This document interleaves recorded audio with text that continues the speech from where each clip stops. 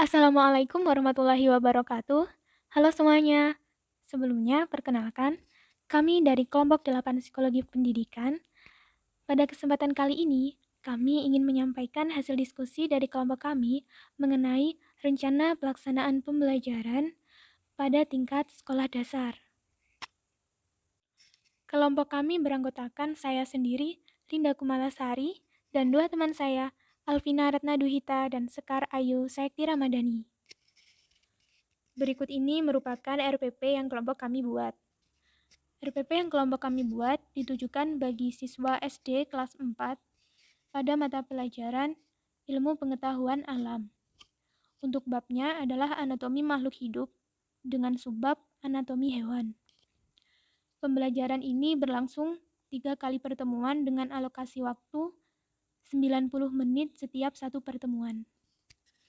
Untuk landasan teori yang kami gunakan dalam menyusun RPP, yaitu teori belajar dan teori perkembangan kognitif oleh Jean Piaget. Teori perkembangan kognitif oleh Jean Piaget yang kami gunakan yaitu pada tahap operasional konkret, yaitu pada usia 7-11 tahun.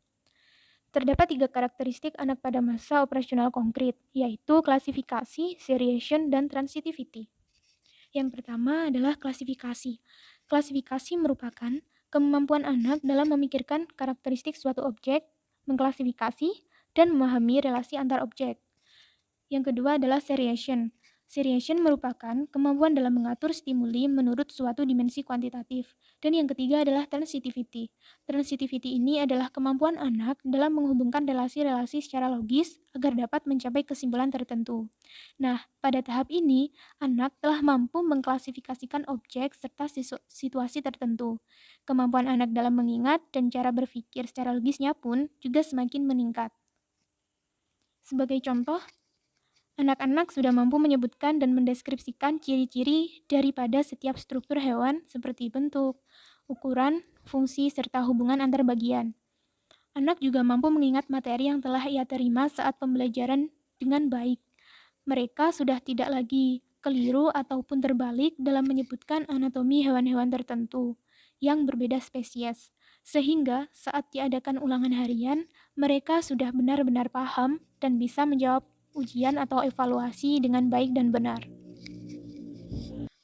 Pada tahap perkembangan operasional konkret, anak sudah mampu melakukan tindakan operatif dan nalar logis dilengkapi dengan penggunaan contoh spesifik.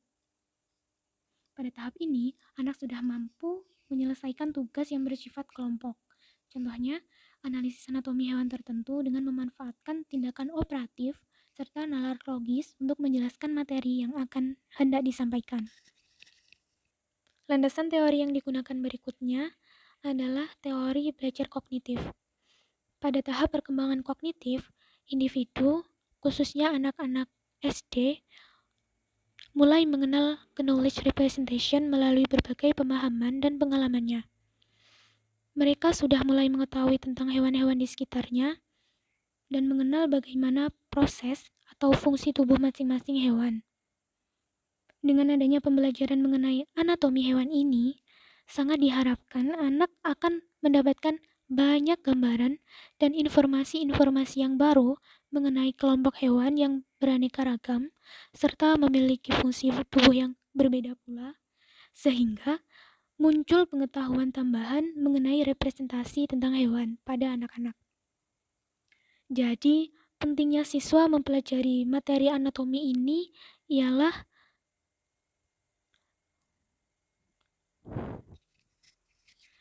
Jadi, pentingnya siswa mempelajari materi anatomi, khususnya anatomi hewan pada mata pelajaran IPA ini akan membantu peserta didik atau mereka para siswa untuk meningkatkan kemampuan dalam memahami, membedakan, mengelompokkan, menyebutkan contoh, serta menjelaskan fungsi dari struktur anatomi hewan pada spesies yang berbeda-beda. Pada rencana pembelajaran ini, media pembelajaran yang akan digunakan oleh pendidik adalah menggunakan media video pembelajaran dengan animasi dan beberapa foto.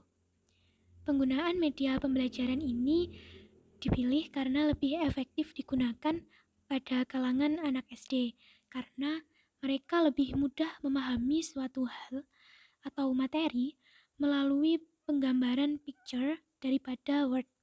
Mereka lebih mudah untuk menerima ilmu dari gambar daripada dari tulisan. Picture atau video menangkap informasi yang konkret dan lebih spasial, sehingga lebih mudah direpresentasikan. Penggunaan video dan foto diutamakan dengan penggunaan banyak palet warna karena anak usia tersebut lebih tertarik dengan warna-warni yang mencolok. Sehingga diharapkan anak tidak mudah bosan dalam menyimak pembelajaran selama di kelas, terutama dalam pembelajaran daring ini. Berikut merupakan deskripsi singkat, materi pokok, serta kompetensi dasar dari RPP yang kami susun. Deskripsi singkat. Mata pelajaran ini dapat membantu peserta didik untuk meningkatkan pengetahuan, pemahaman, kemampuan menganalisis, serta kemampuan untuk menjelaskan ragam spesies hewan dan fungsi bagian-bagian tubuh hewan. Materi pokoknya meliputi yang pertama, konsep dasar ragam spesies hewan dan anatomi tubuh hewan. Yang kedua, ragam spesies hewan dan fungsi bagian-bagian tubuh hewan. Yang ketiga, ragam spesies hewan, anatomi, serta fungsi bagian-bagian tubuh hewan. Untuk kompetensi dasar, yaitu kompetensi dasar yang harus dimiliki peserta didik dalam mengikuti materi pembelajaran ini, yaitu mereka mampu mengenali setiap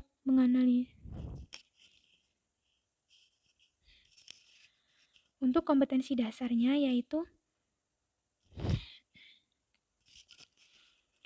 Untuk kompetensi dasar yang harus dimiliki peserta didik dalam mengikuti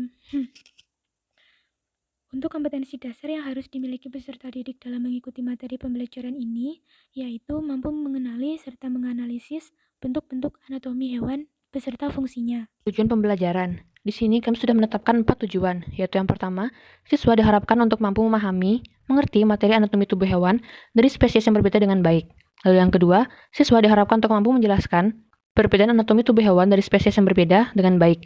Yang ketiga, siswa diharapkan untuk mampu menyebutkan dan menunjukkan bagian-bagian serta fungsi tubuh dari bagian tubuh hewan dari masing-masing spesies yang berbeda dengan baik. Lalu yang terakhir, siswa diharapkan untuk mampu menyebutkan contoh hewan tertentu dan menjelaskan anatomi tubuh hewan beserta fungsinya secara individu maupun berkelompok dan menyampaikan gagasannya di kelas dengan baik. Untuk metode yang dilakukan adalah metode pengajaran dalam jaringan atau daring. Dengan teknik, guru memberikan penjelasan, berdiskusi, dan tanya jawab melalui platform Zoom atau Google Meet sesuai dengan yang sudah ditentukan. Lalu untuk penugasannya sendiri yaitu berupa penugasan dengan diskusi berkelompok.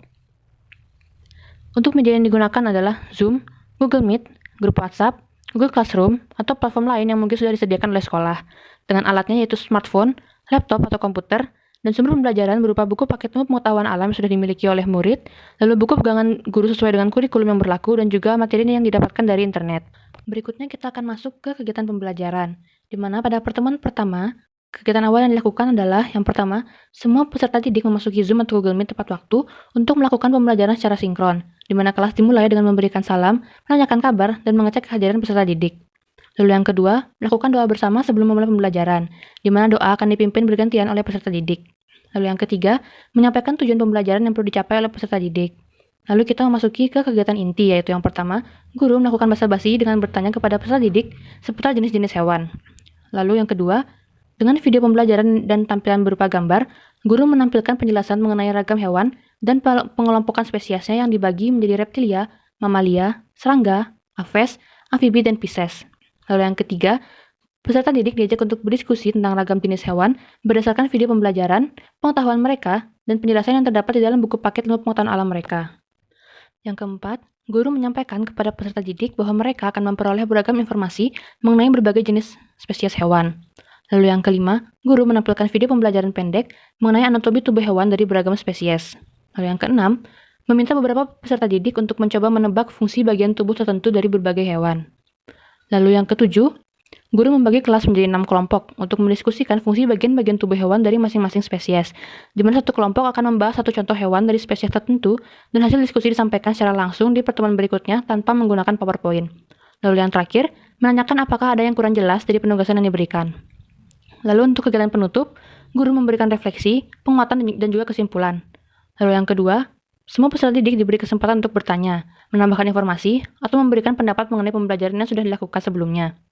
Lalu yang ketiga yaitu menutup pembelajaran dengan doa yang dipimpin oleh salah satu peserta didik dan memberikan salam.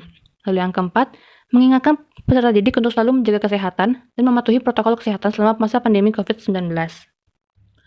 Selanjutnya kita memasuki ke pertemuan 2, yaitu kegiatan pendahuluan yang dilakukan adalah yang pertama, semua peserta didik memasuki Zoom atau Google Meet tepat waktu untuk melakukan pembelajaran secara sinkron, di mana kelas akan dimulai dengan memberikan salam, menanyakan kabar, dan mengecek kehadiran peserta didik seperti biasa. Lalu yang kedua, melakukan doa bersama sebelum memulai pembelajaran, di mana doa akan dipimpin oleh bergantian oleh peserta didik. Lalu yang ketiga, menanyakan apakah semua peserta didik sudah siap untuk menyampaikan hasil diskusi kelompok mereka. Lalu kita masuk ke kegiatan inti, yaitu yang pertama, masing-masing kelompok mulai menyampaikan hasil diskusi mereka secara verbal yang dilakukan oleh 1-2 orang perwakilan kelompok. Setelah selesai menyampaikan hasil diskusi mereka, guru memberikan apresiasi kepada setiap kelompok karena telah menyelesaikan tugas yang diberikan. Lalu yang ketiga, guru menyampaikan penjelasan ulang mengenai fungsi bagian-bagian tubuh hewan dengan lebih detail dan lebih banyak contoh hewan menggunakan PowerPoint yang berisi penjelasan dan gambar masing-masing contoh hewan beserta anatominya. Yang keempat, semua peserta didik diajak untuk berdiskusi mengenai materi dan dipersilahkan untuk bertanya jika ada yang masih kurang dipahami. Lalu yang kelima, mengajak peserta didik untuk melakukan tanya jawab singkat dengan menampilkan beberapa gambar hewan dengan bagian tubuh tertentu yang dilingkari, di mana semua peserta didik disuruh untuk menebak nama bagian tubuh dan fungsinya. Untuk peserta didik yang bisa menjawab dengan tepat akan diberikan reward berupa pujian. Lalu yang ketujuh, memberikan pengumuman bahwa di pertemuan berikutnya akan diadakan tes tulis atau latihan soal mengenai ragam spesies hewan, anatomi, dan fungsi bagian-bagian tubuh hewan yang telah dipelajari pada pertemuan sebelumnya dan pertemuan kali ini. Lalu untuk kegiatan penutup, yang pertama adalah guru memberikan refleksi, penguatan, dan kesimpulan. Yang kedua yaitu peserta didik diberi kesempatan untuk bertanya, menambahkan informasi atau memberikan pendapat mengenai pembelajaran sebelum kelas diakhiri. Lalu yang ketiga, kelas ditutup dengan doa yang dipimpin oleh salah satu peserta didik dan memberikan salam.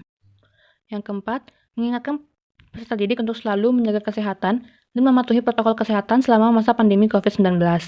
Yang kelima adalah mengingatkan peserta didik untuk belajar. Dan yang keenam, guru memberikan file PowerPoint berisi materi yang sebelumnya digunakan untuk memberikan penjelasan melalui Google Classroom, grup WhatsApp, atau platform daring lainnya yang digunakan. Selanjutnya adalah pertemuan ketiga. Untuk kegiatan yang dilakukan dalam pertemuan ketiga itu adalah yang pertama, memberikan pengumuman kepada peserta didik untuk berdoa terlebih dahulu, mempersiapkan diri untuk latihan soal, mengerjakan dengan jujur dan mengingatkan untuk menuliskan identitas diri, nantinya melalui grup WhatsApp, Google Classroom, atau platform lainnya yang digunakan. Lalu yang kedua, guru memberikan link Google Form atau platform daring lainnya yang sudah berisi soal-soal pilihan ganda dan esai mengenai materi ragam spesies hewan dan fungsi bagian-bagian tubuh hewan dengan waktu pengerjaan yang sudah ditentukan. Saat waktu pekerjaan telah habis, guru memberikan apresiasi kepada setiap peserta didik dan mengingatkan untuk senantiasa menjaga kesehatan dan mematuhi protokol kesehatan melalui Google Classroom, grup WhatsApp, atau platform daring lainnya yang digunakan. Selanjutnya kita masuk ke penilaian atau asesmen. Yang pertama ada penetapan indikator dan aspek, di mana dalam perencanaan pelaksanaan pembelajaran kali ini, kami menggunakan 3 aspek untuk diasesmen lebih lanjut kepada peserta didik. Nah, 3 aspek tersebut terdiri dari pengetahuan, keterampilan, dan sikap yang masing-masing aspek memiliki indikator masing-masing. Aspek pertama adalah aspek pengetahuan. Untuk indikator pertama adalah menentukan bagian-bagian tubuh hewan pada pengelompokan hewan tertentu serta menjelaskan fungsinya. Indikator kedua, membandingkan pengelompokan hewan berdasarkan anatomi, tempat hidup, cara berkembang biak, dan lain sebagainya. Indikator ketiga yaitu menganalisis pengelompokan hewan dan perkembangan fungsi anatomi pada hewan yang telah ditentukan secara berkelompok. Yang keempat yaitu kemampuan memahami materi anatomi hewan dibuktikan dengan adanya evaluasi harian berupa tes tulis terlampir dengan instrumen pilihan ganda dan soal esai. Yang kelima, menjawab pertanyaan yang diajukan oleh teman ataupun oleh guru dengan baik dan menguasai materi diskusi. Selanjutnya adalah aspek keterampilan, yaitu indikator pertama adalah dapat berdiskusi dengan kooperatif bersama anggota kelompok untuk menganalisis tugas anatomi hewan. Yang kedua, dapat menyampaikan atau menjelaskan secara verbal dengan bahasa yang baik dan efektif mengenai hasil diskusi kelompok kepada guru dan teman sekelas. Yang ketiga, munculnya ide-ide untuk menyelesaikan masalah atau topik pembahasan yang telah diberikan oleh pendidik. Lalu untuk indikator terakhir yaitu menjawab pertanyaan yang diajukan oleh teman dan guru dengan bahasa yang mudah dipahami dan baik. Selanjutnya adalah aspek sikap, yaitu indikator pertama adalah dapat bekerja sama dan berkontribusi dengan baik dalam diskusi kelompok. Lalu untuk indikator kedua, menyampaikan ide atau masukan dengan bahasa yang sopan, baik, dan dapat menerima keputusan hasil diskusi bersama. Lalu yang ketiga, tanggung jawab dalam mengerjakan tugas. Lalu yang keempat, memiliki rasa ingin tahu, motivasi yang tinggi pada materi yang telah disampaikan oleh guru. Lalu untuk indikator terakhir adalah jujur terhadap tugas yang dikerjakan secara berkelompok, mampu menyampaikan kontribusi tiap anggota secara transparan.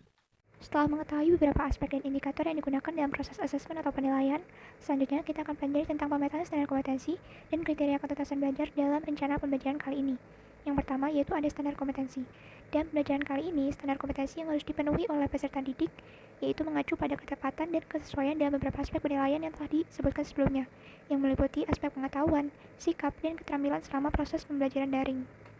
Selanjutnya, dalam kriteria ketuntasan belajar, peserta didik diharuskan untuk menyelesaikan atau menuntaskan tugas sebelumnya sebelum melangkah ke tugas berikutnya. Dalam hal ini, peserta didik harus menuntaskan tugas diskusi kelompok terlebih dahulu sebagai syarat untuk mengikuti tes evaluasi harian yang akan dilakukan pada pertemuan 3.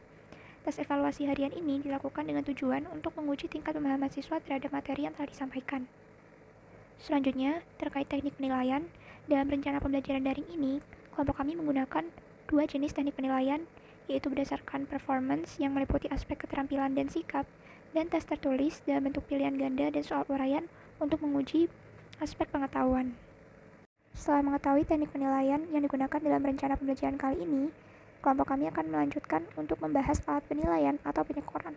Untuk penilaian aspek performance yang terdiri dari aspek sikap dan aspek keterampilan, instrumen yang akan kami gunakan berupa rating scale pada tiap indikator yang telah ditentukan. Untuk penilaian aspek tes tertulis atau untuk menguji pengetahuan, instrumen yang digunakan berupa penilaian angka atau scoring.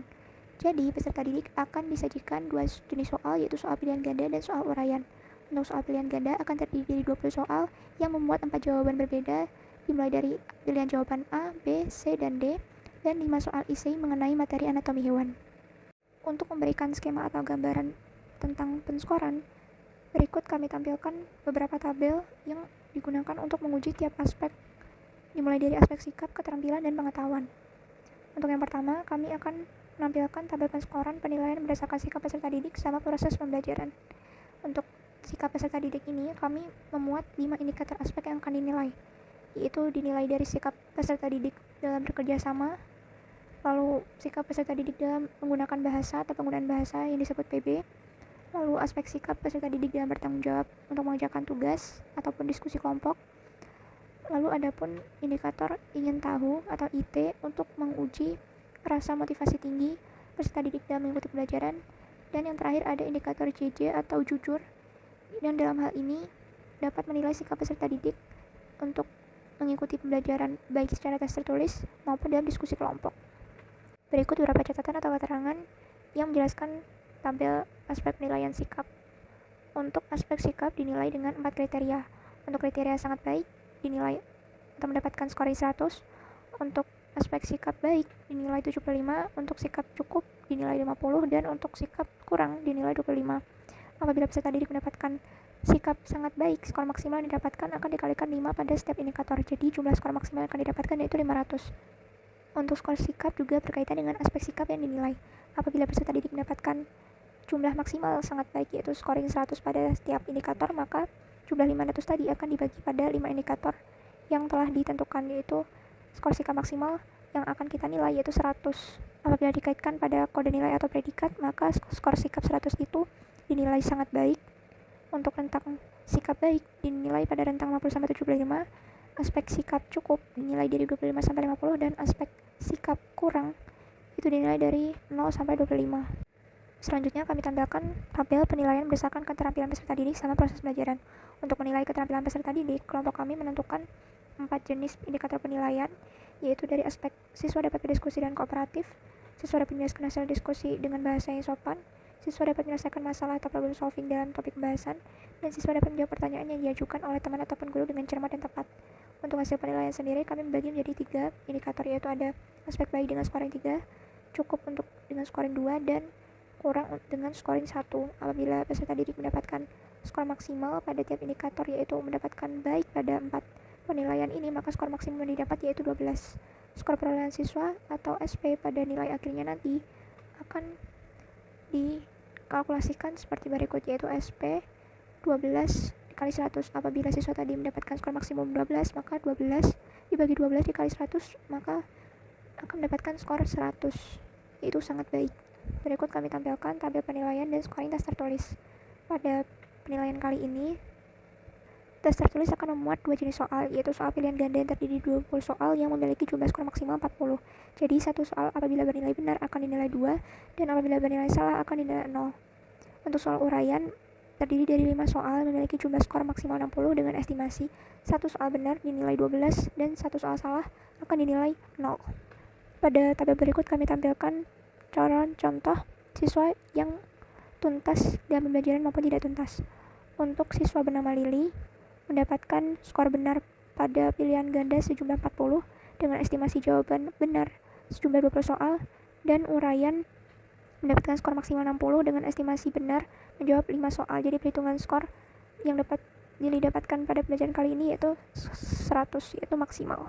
Untuk peserta didik bernama Lulu, mendapatkan hasil yang tidak tuntas, dalam arti Lulu mendapatkan skor benar pada pilihan ganda sejumlah 10 soal apabila dikalikan dengan bobot soal 2, maka yang dia dapatkan yaitu 20. Dan untuk uraian, Lulu menjawab benar sejumlah 3 soal dan dikalikan dengan bobot soal 12, maka yang Lulu dapatkan sejumlah 36. Apabila dijumlahkan, maka perhitungan skor Lulu yaitu sejumlah 56 dan dikategorikan tidak tuntas. Dikatakan tuntas atau tidaknya apabila peserta didik memperoleh nilai lebih dari 60 ke atas, yaitu 60-100, maka dapat dikatakan tuntas, dan apabila memperoleh 60 ke bawah maka dikatakan tidak tuntas. Penilaian atau proses asesmen yang digunakan dalam RPP kali ini memuat dua jenis tes, yaitu tes berdasarkan performansi untuk menilai aspek sikap dan keterampilan, dan tes tertulis untuk menguji aspek keterampilan. Dinilai sudah cukup mewakili bagi kelompok kami untuk menganalisis atau untuk menilai indikator atau sikap-sikap yang ditunjukkan oleh anak SD dalam pembelajaran daring. Selanjutnya kami akan beranjak pada analisis hambatan dari akademi psikologi. Dalam proses belajar mengajar, terdapat beberapa kendala yang biasanya muncul, seperti peserta didik kurang bisa diajak untuk bekerja sama, baik dalam mengerjakan tugas maupun dalam sesi diskusi, sehingga menciptakan suasana kelas yang kurang interaktif dan nyaman. Lalu ada pula kendala seperti peserta didik kesulitan untuk beradaptasi di kelas, mungkin iklim kelasnya yang tidak sesuai ataupun dari masalah individunya sendiri. Dan ada pun kendala seperti peserta didik belum mencapai tingkat penguasaan materi yang telah disampaikan, sehingga diperlukan beberapa pendekatan atau syarat yang dapat dilakukan oleh tenaga pendidik sehingga peserta didik dapat melanjutkan ke pembelajaran berikutnya untuk mencapai ketuntasan belajar. Terkait beberapa permasalahan dan kendala-kendala yang telah dipaparkan sebelumnya, berikut saran yang dapat kami berikan untuk tenaga pengajar maupun untuk orang tua. Yang pertama, saran untuk tenaga pengajar dalam menghadapi kendala-kendala tersebut seperti dapat menganalisis terlebih dahulu seperti apa sih peserta didik yang bersangkutan ini, agar tahu bagaimana tingkah lakunya selama mengikuti pembelajaran, sehingga tenaga pengajar dapat menentukan bimbingan yang tepat dan sesuai untuk menghadapi peserta didik yang bermasalah tersebut. Lalu tenaga pengajar juga dapat memanfaatkan significant others untuk digunakan sebagai aspek siapa saja yang harus terlibat dalam proses pemecahan masalah tersebut. Setelah itu, guru atau tenaga pengajar maupun sekolah dapat mengkomunikasikannya dengan orang tua untuk memberitahu apa aja sih kendala yang muncul pada peserta didik selama proses pembelajaran. Langkah selanjutnya, tenaga pengajar ataupun guru dapat mencoba lebih melibatkan peserta didik yang bermasalah tersebut dalam proses pembelajaran, seperti pendekatan dalam proses komunikasi, seperti pas saat pembelajaran, seperti meminta pendapatnya mengenai materi yang telah disampaikan, kemudian meminta murid lain untuk mengapresiasinya dengan tepuk tangan maupun pujian untuk mengencourage peserta didik yang bermasalah agar lebih interaktif di dalam kelas. Hal tersebut dilakukan dengan harapan agar muncul keinginan untuk berpartisipasi dalam menciptakan suasana kelas yang lebih interaktif dan memunculkan perasaan diterima oleh lingkungan kelasnya, sehingga peserta pendidik yang dirasa memiliki kendala atau permasalahan tersebut dapat beradaptasi dengan baik di lingkungan kelas. Lalu untuk menganalisis peserta didik yang mengalami kesulitan dalam memahami materi, peserta didik dapat di-approach oleh guru dengan guru menanyakan kepada peserta didik bagaimana aja sih dari materi yang kurang dipahamin, sehingga guru dapat menjelaskan kembali nih kepada peserta didik agar lebih mengerti. Jadi guru dapat menjelaskan 2 kali apabila peserta didiknya kurang memahami bagian tersebut. Guru juga dapat memberikan kiat-kiat atau tips bagaimana cara memahami suatu materi dengan cepat agar lebih mudah dipahami. Bukan hanya membaca, namun kita dapat memahami makna atau materi yang telah disampaikan dengan baik, sehingga memori atau rekamannya dapat berjalan dan tersimpan lebih lama di long term memory. Selanjutnya, saran kedua yang dapat kami berikan kepada orang tua apabila anak mengalami kendala dalam proses pembelajaran, orang tua dapat senantiasa memperhatikan anak lebih dekat saat mengikuti pembelajaran daring dan dalam proses belajar sehari-harinya, dan orang tua diharapkan harus tanggap jika melihat sang anak mengalami kesulitan dalam hal memahami materi, dalam menyelesaikan pembelajaran, maupun dalam hal-hal yang lainnya. Jadi, peran orang tua dan orang-orang di sekitar peserta didik itu memberikan kontribusi yang besar untuk menyukseskan proses pembelajaran yang dilakukan peserta didik. Orang tua juga dapat memberikan dukungan secara emosional sehingga membantu kelancaran peserta didik dalam proses belajar dalam pembelajaran daring. Orang tua juga diharapkan harus komunikatif dengan peserta didik maupun dengan tenaga pengajar sehingga orang tua tahu nih kesulitan apa yang dialami oleh anaknya melalui penjelasan dari guru maupun dari peserta didik sendiri, sehingga antara peserta didik, orang tua maupun tenaga pengajar dapat menciptakan komunikasi efektif untuk menanggulangi kendala-kendala yang terjadi. Adapun guru dalam hal ini dapat menyampaikan beberapa pencapaian peserta didik selama proses pembelajaran agar orang tua tahu sejauh mana anaknya dapat berkembang selama proses pembelajaran berlangsung. Apabila terdapat kendala, orang tua dapat langsung turun tangan dalam mengurangi kendala tersebut. Sekian dari pemaparan materi dari kelompok 8 mengenai rencana pembelajaran. Apabila terdapat kesalahan kata baik disengaja maupun tidak disengaja, mohon dimaafkan, dan kami ucapkan terima kasih.